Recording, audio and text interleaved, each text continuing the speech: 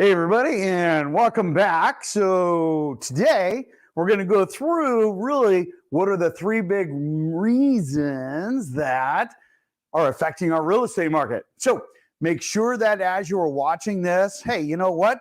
Like, subscribe, share the information, right? Because really at the end of the day, whoops, let me go back one. I was checking a couple of things out here. Here's the thing. There's no selling. There's going to be a little bit of an offer if you guys are interested on some new construction ideas, but share this information and make sure that you subscribe. Keep asking questions. Questions are the best. Why? Because it helps you to be really best prepared for when the time is right. And that way, when you make your decision, and with whomever that is, or with whatever home that is, you know you're making the best decision. A little bit later, we're going to be updating the 5 questions you should ask when getting quoted mortgage rates. That's been a common thing. Can we provide some more relevant or more current information as far as interest rates and things to look at? Absolutely. We've already got it geared up. That will be a video that will be forthcoming. How's that? All right. So here's the thing. A lot of people are like, George, what the heck? Aren't interest rates the number one thing changing and affecting our market? Well, yes, it is the number one thing, but it's not the only thing. There are 3 things that actually are affecting what is going on in our real estate market. But as it says here, while mortgage rates have resumed their decline, the market remains hypersensitive to rate movement. That's absolutely true. In fact, Lawrence Yoon from the National Association of Realtors said, hey, you know what? We're finding out that at 6.8% and above, buyers are exiting the playfield, which is hilarious. However, other buyers are capitalizing because there is less competition and they're finding that there are better opportunities out there in the market because our inventory is super limited, item number 2. And they're able to capitalize on that. Super important, okay? Now, when we finish this off, with purchase demand experiencing large swings relative to small changes in rate.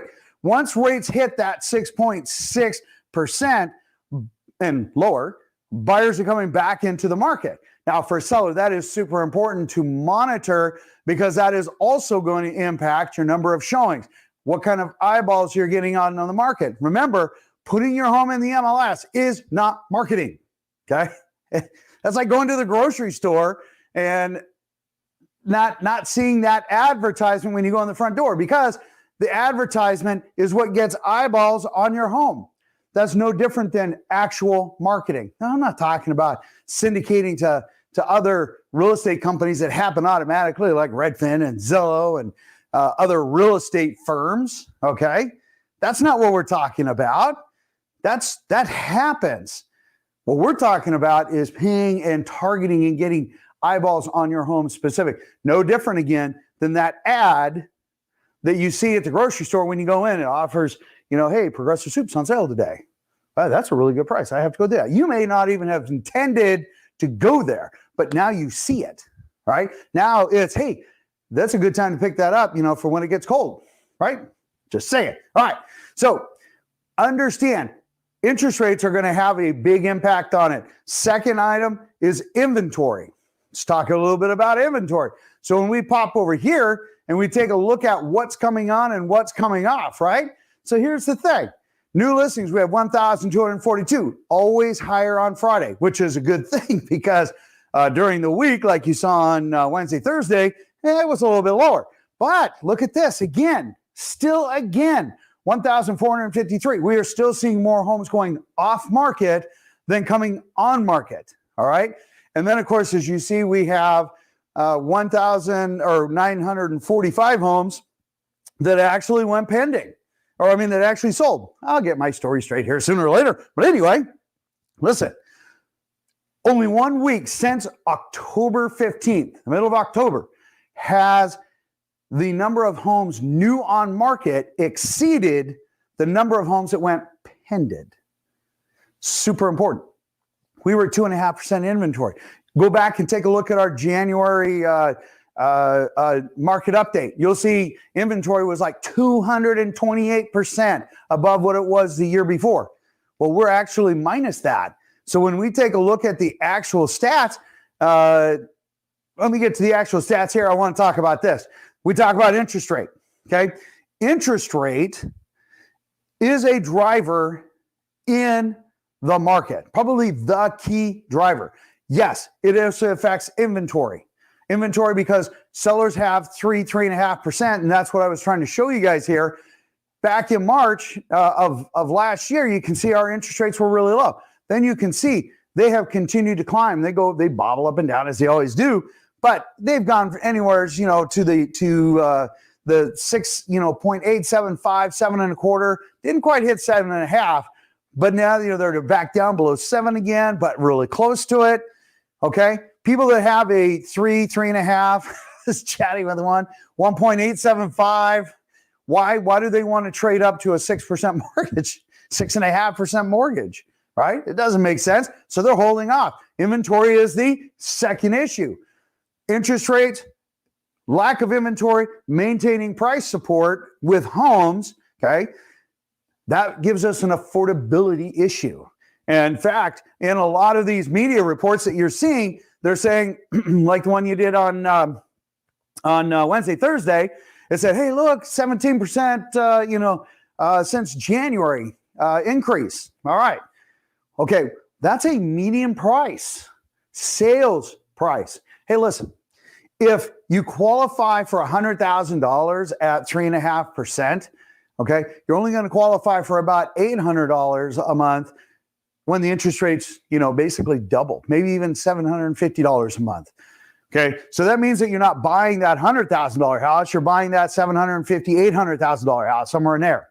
Okay, that doesn't mean that the value of somebody's home necessarily goes down.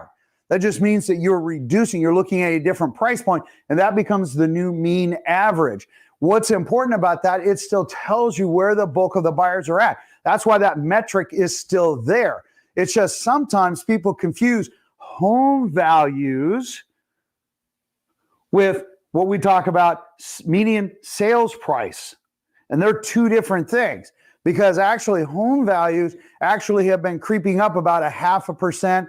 We figured that we were going to be about 4% this year. I think it's a tad bit higher, at least at this point. If interest rates trickle back down in Q4, fourth quarter, like we expect, and into 2024, we're going to start to see more activity. If we see the Feds do a pivot meaning they stop increasing rate and actually reduce, that is a pivot that is going to create a recession, or the perception of one. We've actually kind of been fighting one. I think we're at 1%. Remember, a recession is only 2 consecutive months of negative GDP, gross domestic product, right? So when you have a recession, which everybody wants to fight, which everybody knows it's there, it is looming. Once that happens, typically mortgage interest rates come down. Real estate markets start to improve. Values improve. Exact opposite of what most people think. I know, it seems really strange. All right, moving on. We digress. So when we take a look at mortgage interest rates, you can see that our average right now is about 6.71%. It's a little bit higher as of Friday afternoon. This was taken more Friday morning. Again, remember, it's a stock. It trades. It goes up and down. It does all kinds of crazy things throughout the day. And so you need to make sure that as you are looking at being under contract, or you have a mutual acceptance contract between you and a seller, it is at that point then that you can lock in your rate. All right. Super important to understand, because then you need to watch your treasuries, you need to watch bonds, you need to watch mortgage-backed securities. There's a couple other charts you need to keep in mind as you are under contract or close to being under contract, so you are locking in at the right time, and make sure that you have a very good relationship with your mortgage lender, okay? And that they respond. That is super important. Online companies typically don't respond very well. And remember, an email or a voicemail does not lock rate. Remember that. All right. It's kind of like insurance. All right. Hey, take a look at this. Here's something super cool. Okay. Now, we take a look at what our rates are doing versus what inventory is doing. As you can see, our inventory is down basically 25%, and sales are down 30%. Now, the important one on this one, as you can see, on the sales side, when we talk about sales are down 30%, that's 10,000 homes. Now, when you take a look at what's just below that, as far as actual pending sales, you can see those are down. But when you also have a significant reduction in homes available, naturally your sales are going to be lower. That is a big difference when we take a look at some of the new construction, especially when we take a look at the REOs, our bank-owned inventory, right? So as let's move over to our next screen, which is new construction. All right, here we go. So when you take a look at these numbers, you can see that our active inventory, or what I should say, for sale inventory, is actually doing well. Our new on market, meaning new homes coming to the market, is up almost 12%. And then funny enough, sales are down just a tad bit, but pending sales are up 27.4%. That is a big deal. And the reason that is a big deal is because when you take a look at the different elements of what new construction offers and what they can do slightly different than a homeowner, that is why you're seeing a lot of folks gravitating towards new construction. Well, one, because it's new, and two, because there are incentives. What kind of incentives? In fact, take a look at this. So we did a screenshot, and this is a big deal. If you're looking at new construction, there are some builders that are offering a 5.49% 30-year fixed rate for standing product only. If you would like a list of these homes, call or text 425-236-6777. Make sure you give us your price point in the areas. And if you're also looking for a 55 and older community, there are some really great programs out there. There's a couple of really fabulous developments with beautiful new homes. Let us know. We'll send those to you guys. All right. Again, if you're interested in that, feel free to fire off the information. It's the only kind of sidebar information to make sure you're getting really good information. All right. Now, when we take a look at our next slide, we talk about REOs. This is super important. Now, there was a report that came out that says, oh my gosh, foreclosures, same month, year over year, they're actually up like 41.7%.